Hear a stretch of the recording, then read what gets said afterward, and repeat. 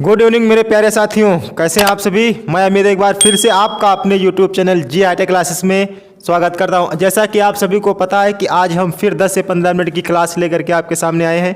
Physics के जो छोटे छोटे टॉपिक्स हैं, जो इम्पॉर्टेंट टॉपिक हैं, मैं उन्हीं पे थोड़े डिस्कस कर रहा हूं। आज एक टॉपिक है हमारे पास में कि चुंबकीय क्षेत्र में धारावाही जो चालक होगा, धारावाही जो चालक तार है, इस पर कौन सा बल कार्य करेगा, कौन सा बल कार्य करेगा कि कौन सा फोर्स कार्य करने वाला है।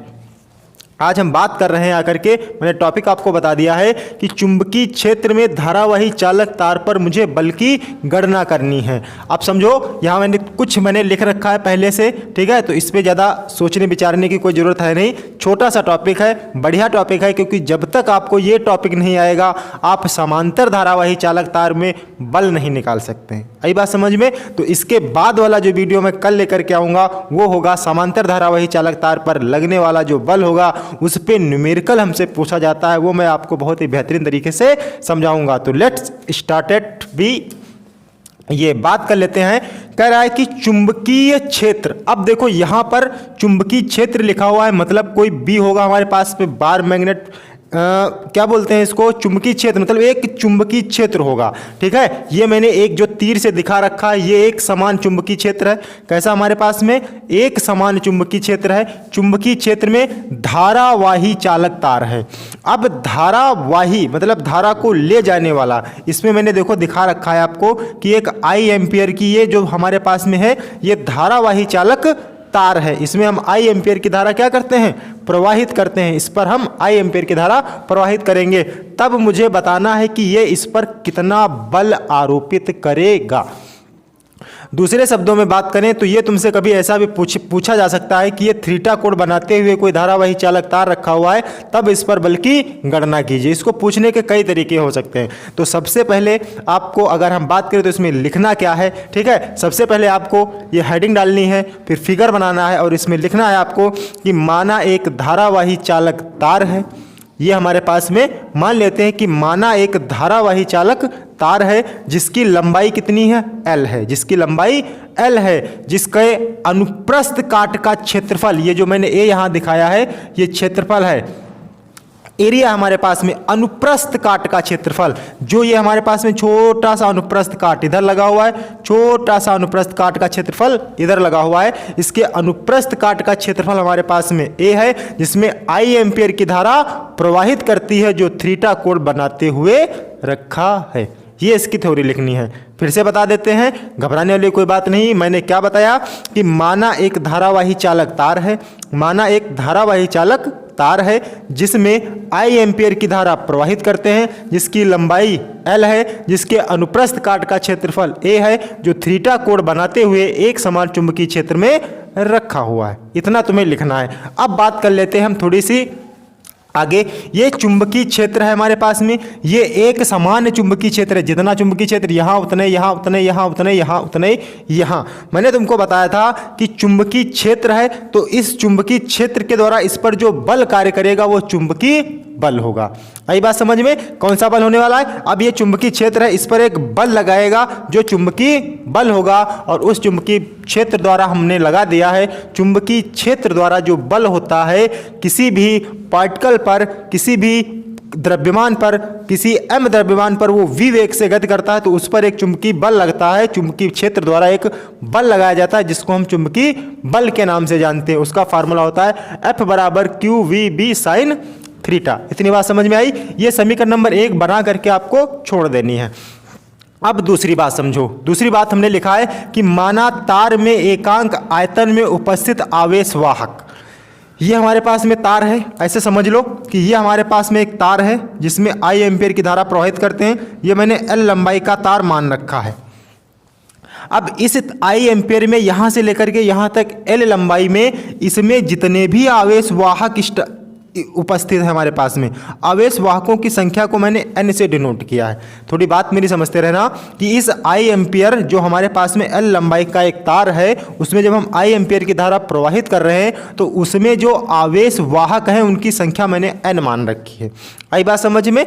अच्छा, दूसरी बात मैंने देखो लिखा यही कि माना तार में एकांक आयतन में उपस्थित आवेश वाहक कितने हमारे पास में n है। उसके बाद मैंने क्या लिखा है कि जो चालक तार में आवेश वाहकों की संख्या। ठीक, अब हम बात कर लेते हैं इस पूरे चालक तार की। वही एक कलम की कीमत 5 रुपये है, या ऐसे बात कर लो, समझने के लिए हम बता रहे हैं कि एक कलम की कीमत 5 रुपये है, तो 5 कलमों की कीमत कितनी होगी? 25 रुपये होगी। गुणा कर देते हैं, सिंपल सी बात है। अगर 1 रुपये में 5 टॉफी मिलती हैं तो 10 रुपये में कितनी टॉफी मिलेंगी? 10 × 5 = 50, सिंपल सी बात है। तो समझो, अगर हम यहाँ से लेकर के यहाँ तक इसमें मान लेते हैं कि n हमारे पास में आवेश वाहक हैं, तो इस चालक तार में यहाँ से लेकर के यहाँ तक इसके आयतन की बात करें, अगर हम ये पूरा यहाँ से लेकर के इसका वॉल्यूम निकालें चालक तार का, तो आयतन जो हमारे पास में होता है वो क्षेत्रफल इंटू में लंबाई ये हो जाएगा। तो इसके जो क्षेत्रफल है वो है कितना हमारे पास में? ए हमारे पास में क्षेत्रफल है, और इसकी लंबाई मैंने क्या मान रखी है? एल मान रखी है। यही तो मान रखी मैंने। अगर एकांक आयतन की बात कर रहे थे, एकांक लिखा, एकांक आयतन में उपस्थित आवेश वाहक n है, तो इस पूरे तार में कितने उपस्थित होंगे? n से गुणा कर दें। मैंने क्या किया? n से मल्टीप्लाई कर दिया। वही 1 रुपये में 5 टॉफी मिलती हैं, तो 5 रुपये में कितनी टॉफी मिलेंगी आकर के? सिंपल सी बात है। अच्छा, यही देखो मैंने लिखा यहाँ पे एल इंटू में एन। उसके बाद में बात आती है हमारे पास में कि आवेश। अब हम बात कर लेते हैं आवेश, क्योंकि धारा को ले जाने के लिए काम कौन करता है? आवेश ही काम करते हैं। आवेश का फार्मूला हमारे पास में क्या होता है? Q बराबर NE। आवेश का फार्मूला क्या होता है हमारे पास में? Q बराबर NE। अच्छा, आगे भी बात करते हैं तुमसे। आवेश हमारे पास में होता है Q बराबर NE। तो N हमारे पास में है क्या? यही तो पूरा ही तो N हमारे पास में है। आवेश निकाल लेते हैं, तो N का मान ये रखते हैं AL इंटू में N और इंटू में E। ये टोटल हमारे पास में आवेश हो गया। अब एक चीज़ बताओ, किस किस ने लेसन नंबर 6 पढ़ा है? सरल परिपथ सबने पढ़ाना, सिंपल सर्किट। उसमें एक बात कही जाती है कि अगर हमारे पास में I एम्पियर की धारा किसी भी चालक तार से गुजरती है, तो उसके जो आवेश होता है वो अनुगमन वेग VD से गति करते हैं। जो इलेक्ट्रॉन होते हैं वो अनुगमन वेग VD से गति करते हैं। याद सभी को है? ठीक है। तो यहाँ पर जो V का मान होगा, जो चलाने वाला होगा, वो क्या होगा? VD होगा। ये Q का मान और VD का मान उठा करके मुझे कहाँ रख देना है? समीकरण नंबर 1 में। कहाँ रख देना है? समीकरण नंबर 1 में। तो समीकरण 1 में मान रख देते हैं। समीकरण 1 में रखने पर, समीकरण 1 में रख दो। समीकरण 1 हमारे पास है क्या? F बराबर QVB साइन थीटा। यही तो है। यहाँ पे हम अप्लाई करते हैं F बराबर Q। आवेश का मान हमारे पास में ये है, तो ALNE इंटू में V अनुगमन वेग है कितना? VD। क्योंकि कोई भी इलेक्ट्रॉन किसी धारावाही चालक तार में अनुगमन वेग से गति करता है, और आगे VD और गुणे में B और साइन थीटा। इतनी बात हो गई हमारे पास में, इतनी बात हो गई हमारे पास में। उसी में मैंने एक चीज़ तुमको बताई थी कि अनुगमन वेग और धारा में एक संबंध मैंने बताया था। अगर किसी को याद हो सरल परिपथ में कि अनुगमन वेग और धारा के बीच में जो संबंध होता है वो क्या होता है? ANEVD। याद है किसी को? ये हमारे पास में धारा होती है और ये VD हमारे पास में अनुगमन वेग होता है। क्या होता है? अनुगमन वेग। तो धारा और अनुगमन वेग में ये संबंध होता है I बराबर ANEVD। अब यहाँ ढूंढ लो आकर के, ये A लिखा, ये N लिखा, ये E लिखा, ये VD लिखा, यही तो लिखा है। इसको थोड़ा एक पास सेट कर लेते हैं। F बराबर इसको हम लिख लेते हैं ANEVD। ANEVD साथ में लिख लें, गुणे में L लिख लें, गुणे में B लिख लें, और यहाँ हम साइन थीटा अप्लाई कर देते हैं। I बराबर मैंने क्या बताया तुमको? I बराबर ANEVD। ये सरल परिपथ का है। तो यहाँ पर बात करें तो F बराबर ANEVD, इसकी जगह पे होगा I इंटू में B इंटू में L, और आगे हम अप्लाई कर देते हैं साइन थीटा। और यही तुमने पढ़ा होगा कि किसी धारावाही चालक तार में चुंबकीय क्षेत्र द्वारा जो बल लगता है वो F बराबर IBL साइन थीटा। यही तो लगाते हैं हम। ये अगर इसको हम वेक्टर रूप में लिखना चाहें, अगर हम इसको वेक्टर रूप में लिखना चाहें, इसके सदिश रूप में इसको लिखें, तो वेक्टर रूप में इसको हम कैसे लिखेंगे? F बराबर I अंदर L क्रॉस B। ये हमारा वेक्टर रूप है। आ गई बात समझ में? किस किस को बात समझ में आई है कि ये हमारे पास में F बराबर IBL साइन थीटा निकल के आता है। अच्छा, ये बात रही इसका वेक्टर रूप, सदिश रूप रहा हमारे पास में। अब थोड़ी सी बात तुमको ये बता दें, इसके कुछ केस होते हैं हमारे पास में, वो केस समझ लीजिए कि अगर हम केस नंबर फर्स्ट की बात करें तो थीटा बराबर हमारे पास में 0 डिग्री होता है। अगर जिस दिशा में चुंबकीय क्षेत्र है उसी दिशा में बल लगाएं, चुंबकीय क्षेत्र हमारा इसी दिशा में है और इसी दिशा में अगर हम बल लगाते हैं तो थीटा का मान 0 होगा। मान लो कि ये चुंबकीय क्षेत्र है, ये हमारे पास में चुंबकीय क्षेत्र और बल भी इधर ही लग रहा है, तो इन दोनों के बीच में जो थीटा का मान है वो कितना है? 0 डिग्री हमारे पास में। बताएंगे सभी लोग थीटा का मान कितना है? 0 डिग्री है। थीटा का मान 0 डिग्री है, तो जब हम थीटा का मान 0 डिग्री यहाँ पे रखेंगे, मान रखते हैं F बराबर IBL sine theta. Sine theta 0 हो जाएगा। साइन 0 का मान कितना होता है? 0 होता है, तो ये पूरा पद 0 हो जाएगा। तो F बराबर कितना आ गया?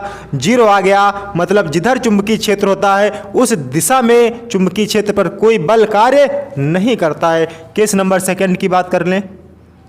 केस नंबर सेकंड की बात कर लें कि जब चुंबकीय क्षेत्र इधर है और F कोई इधर बल लगा रहा है, तो इनके बीच में जो थीटा का मान होगा वो कितना होगा? 180 डिग्री, क्योंकि एक दूसरे के विपरीत होंगे, मतलब प्रति समांतर होंगे। यहाँ पर बात करें तो समांतर लिखते हैं और यहाँ पर बात करें तो हम प्रति समांतर की बात करते हैं, प्रति समांतर लिखते हैं। अच्छा, उसी में अप्लाई कर दो। F बराबर IBL साइन थीटा 180 है, तो F बराबर साइन 180 का मान साइन 90 प्लस 90 वाला अपने पड़ोसी में बदल जाता है, काश 90 का मान 0, तो IBL इंटू में 0, ये पूरा पद 0 हो गया। तो F बराबर 0। अगर चुंबकीय क्षेत्र हमारा इस दिशा में है और इस दिशा में कोई बल लगाया जा रहा है तो वहाँ पर भी कोई भी बल आरोपित नहीं होगा। केस नंबर थर्ड की बात कर लेते हैं कि अगर हमारे पास में चुंबकीय क्षेत्र इधर है और इस पर बल हम ऐसे लगाते हैं, मतलब इनके बीच में जो एंगल होगा वो 90 डिग्री का होगा। एंगल कितना होगा? 90 डिग्री का होगा। तो बात कर लेते हैं 90 डिग्री की, तो थीटा का मान कितना होगा? 90 डिग्री। मतलब F बराबर IBL साइन 90, और साइन 90 का मान कितना होता है? 1। तो F बराबर हमारे पास निकल के आएगा IBL। F बराबर IBL। यहाँ से अगर हम B का मान निकालना चाहें तो B बराबर जो चीज़ गुणे में होती है इसके बटे में आ जाती है, तो F बटे में I बटे में L, और B को हम बोलते हैं चुंबकीय क्षेत्र। इसका मात्रा क्या होता है? टेस्ला। ये हो गई बात तुम्हारे पास में। कहने का मतलब ये है कि अगर चुंबकीय क्षेत्र इधर है और इसके लंबवत अगर हम कोई बल लगाते हैं 90 डिग्री पे, तभी इस पर एक फोर्स काम करेगा जिसका नाम होगा F बराबर IBL। प्रति समांतर और समांतर कोई भी एंगल पे कोई भी बल नहीं कार्य करता। आगे बात समझ में। अब थीटा का मान चेंज करते रहो, अपने फार्मूले में थीटा का मान रखते रहो। चाहे जैसा न्यूमेरिकल, हमसे चुंबकीय क्षेत्र पूछे बता सकते हैं, हमसे धारा पूछे हम बता सकते हैं, चालक तार की लंबाई पूछे हम बता सकते हैं, F पूछे, बल पूछे वो भी बता सकते हैं। तो आज का टॉपिक कैसा लगा आप सभी लोग लाइक और कमेंट करके जरूर बताइएगा। बहुत ही बेहतरीन तरीके से मैंने तुमको समझाया। बहुत ही इंपॉर्टेंट चीज़ है, क्योंकि जब तक तुम्हें ये टॉपिक नहीं आएगा आप कभी भी समांतर धारावाही चालक तार में बल की गणना नहीं कर सकते। आगे बात सभी को समझ में बेहतरीन है। अगर टॉपिक आपको अच्छा लगा है तो लाइक शेयर कमेंट करना ना भूलें। अगर आप हमारे चैनल पर नए हैं तो प्लीज़ सब्सक्राइब जरूर कर लीजिएगा, और हम लाते रहेंगे आपको इसी तरीके से daily videos. Thank you for all you.